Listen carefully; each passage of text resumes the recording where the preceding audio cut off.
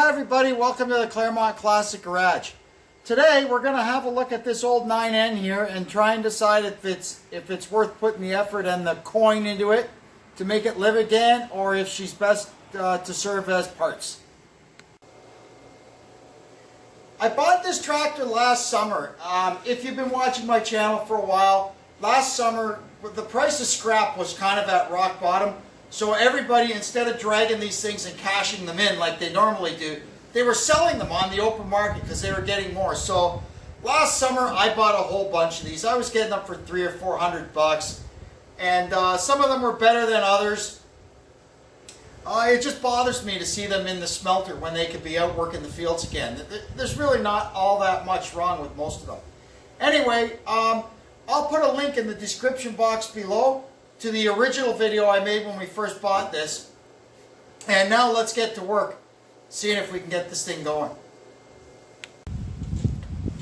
It's hard to know what year this is because the original engine is long gone and has a 49 or 50 8N engine on it, which is actually good. It's got a little more power than the original engine. The closest guess I could come up with, it's a 40 or 41 9N. I know it's a 9N, but it's 1940 or 1941. Obviously, we can see it needs a couple of front tires before we get anything done. It's going to need all the usual electrical and going over the fuel system. The fuel tank in this at least has been done. It's coated and lined, so that's something we won't have to spend too much time fussing with. And aside from that, it's relatively complete. All the 3-point hitch stuff is still on it. It doesn't look like the back brakes are oiled up too badly, so hopefully we can get it running, and maybe we'll get a pleasant surprise and find out the brakes actually work.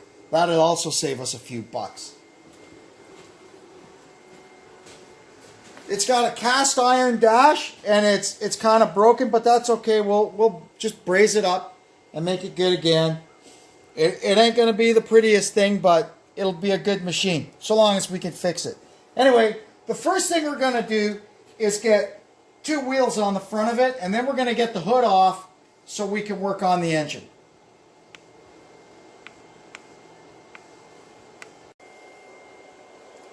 Alright, well, we've got the hood off of it now, and we can see a couple of little things. Doesn't seem to have a thermostat in it. We can fix that. It's still 6 volt. It's got a pusher fan on it. This, of course, is the wrong radiator. This should have the big non-pressurized one with the square tank. But this radiator is in fine shape, so it can go again. Let's get a bar and see if the engine turns. Okay, here we go. Oh, compression, compression, compression. Yeah, that's okay, I think. Perfect.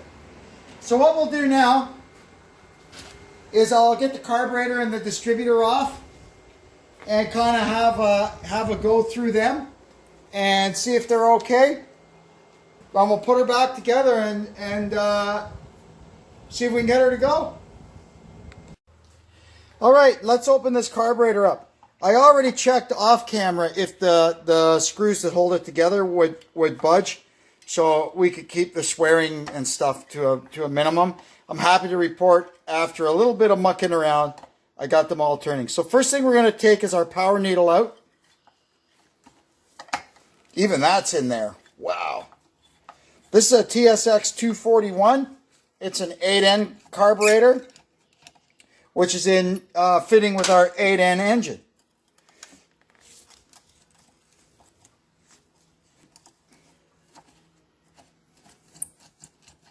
We'll fix this up.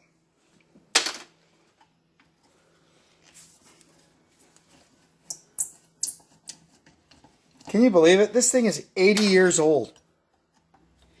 80 years old.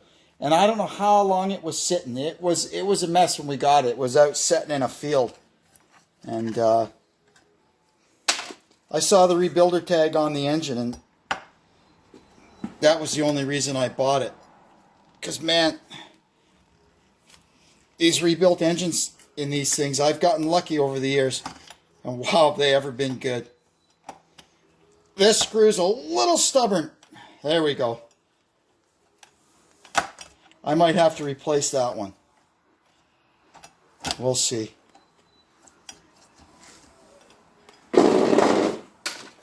Or put it in the easier to get at location. Well, she's stuck together. Let me get a hunk of brass.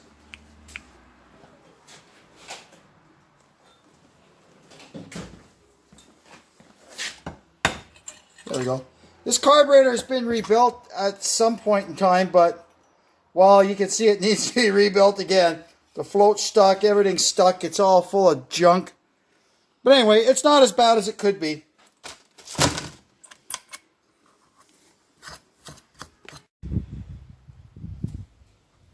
So we took our carburetor apart and just kind of cleaned up the inside of it. It was actually in pretty good shape.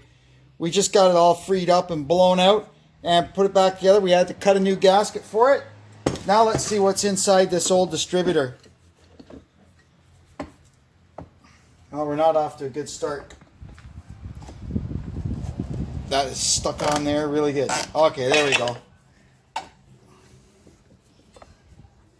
Oh yeah. It's got cobwebs in it. That can't be good. Take the cap off, see what the points look like. Oh, it's got that little... Oh, boy. Even the rotor's stuck on.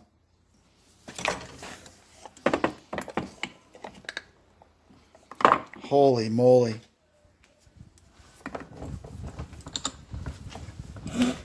This is what happens when they sit.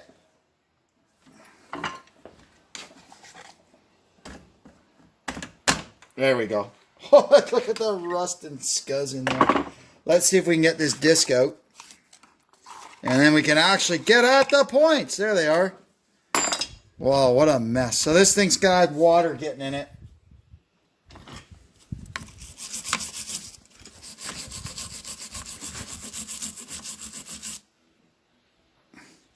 That's not good. You see there? The breaker plate, the breaker plate, the rivet is loose. So this thing is going to be flopping all around and it'll be really hard to keep the dwell consistent. But anyway, one thing at a time. What do the contacts look like? Yeah, they're all messed up. Okay, we'll have to take this distributor totally apart.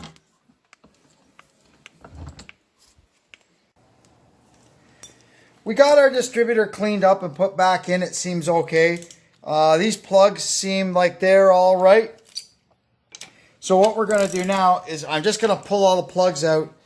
And before I try starting it, I'm going to put the battery in there and see if I can just wind it over a little bit and see if we can see any oil pressure coming up and stuff like that. I may even get the compression gauge out and see if we got compression.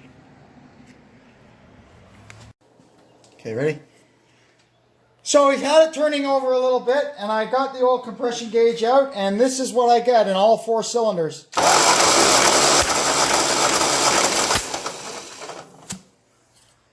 So I could say we're good there. I haven't seen any oil pressure on the gauge yet, but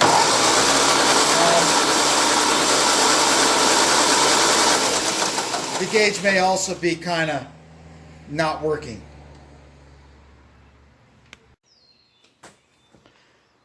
Oh, let's see if we've got any spark. I've got the ignition just kind of all temporary cobbled together with jumper wires. There we go, we got spark. Alrighty, now we'll get the carburetor back on and get our temporary little fuel can hooked up and see if we can get this thing cranked up. Well, here goes nothing. I put some gas in it and it doesn't seem to be leaking all over the floor. I'm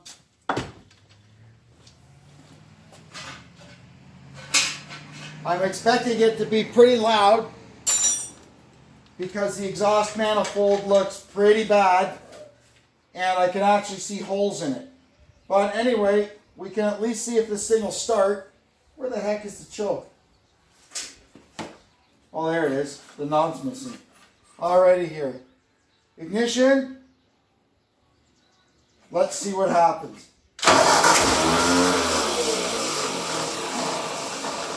Coughed a bit there. Not bad. Got lots of oil pressure.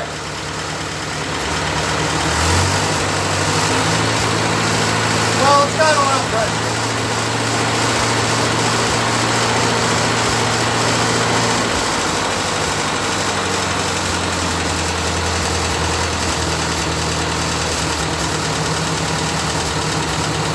I'm surprised the exhaust doesn't leak worse. I wonder if the hydraulics work.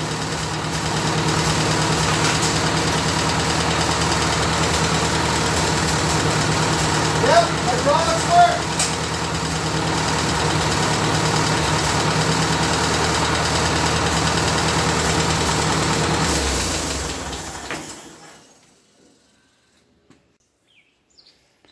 Well, here we go. I'm going to attempt to drive this thing around the yard a bit and see how it works. I'll be back in a minute.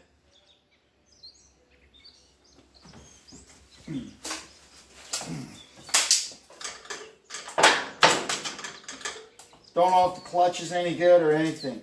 We'll find out.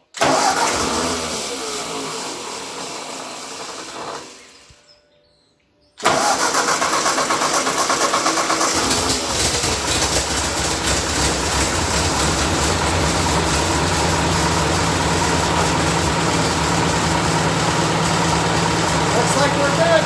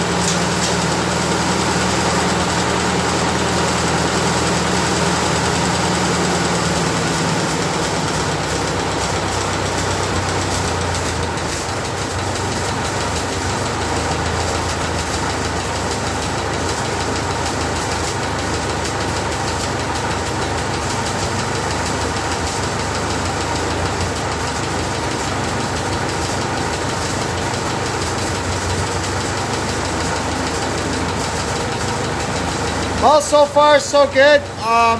All the forward gears work. The left-hand brake works, but the right one doesn't.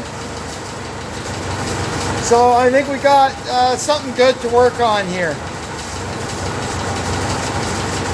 What I want to do now is, while I was driving around, I did notice a little blue smoke, but in fairness, I am running it on two-stroke gas. I always start them up on two-stroke gas when they haven't been running for a long time, just to help the rings and valves get that first bit of lubrication.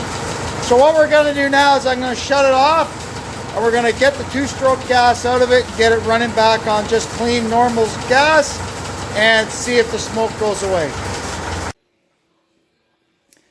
Alrighty, now I'm going to go run it around a bit and see if I've managed to get rid of that blue smoke.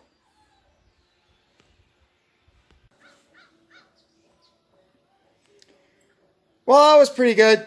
That certainly toned the smoke down a lot, running it on normal gas. It does smoke a little bit, and it's got a little blow-by. I'm not sure why. It seemed to have lots of compression, so it may have some sticky rings or something. I'm not too concerned about that.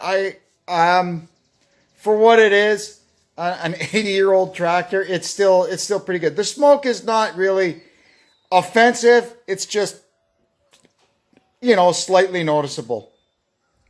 So what I'm going to do for now is I'm going to go ahead and make a parts list for this thing.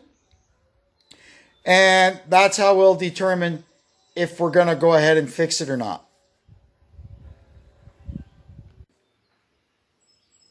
So far, I think we're doing pretty well on this one. We've managed to drag another 80-year-old 9N out of a field and get it running and driving without too much hassle. I'm going to check back with you when I know what we're doing with it, and we'll go from there. anyway, until then, thanks for tuning in, and we'll see you next time on the Claremont Classic Garage. So long.